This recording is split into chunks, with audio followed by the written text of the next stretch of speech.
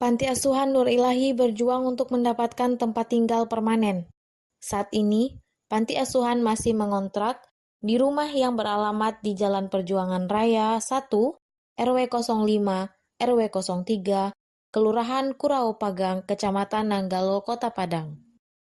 Panti Asuhan sedang mengembangkan beberapa program seperti bidang keagamaan dan pendidikan. Menggunakan dana mandiri, pengurus mengupayakan tetap memenuhi kebutuhan anak-anak, baik itu kebutuhan pendidikan maupun kebutuhan harian.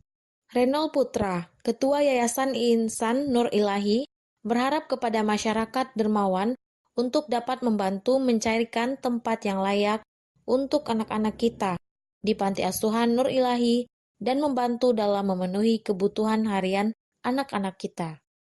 Berawal kita dari kepedulian terhadap ada anak-anak, waktu itu ada sekitar 7 orang.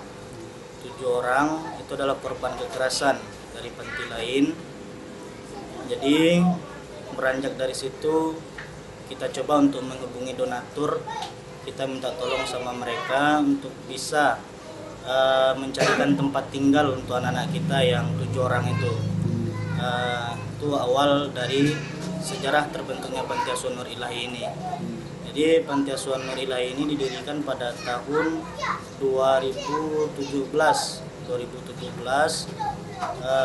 Sedangkan jumlah anak-anak kita waktu itu ada sekitar 17 orang. 17 orang itu terdiri dari tingkat SD, SMP, dan SMA, dan 1 orang perguruan tinggi. Ada perguruan tinggi. Dari Kota Padang, Tim Liputan Minangkabau TV melaporkan.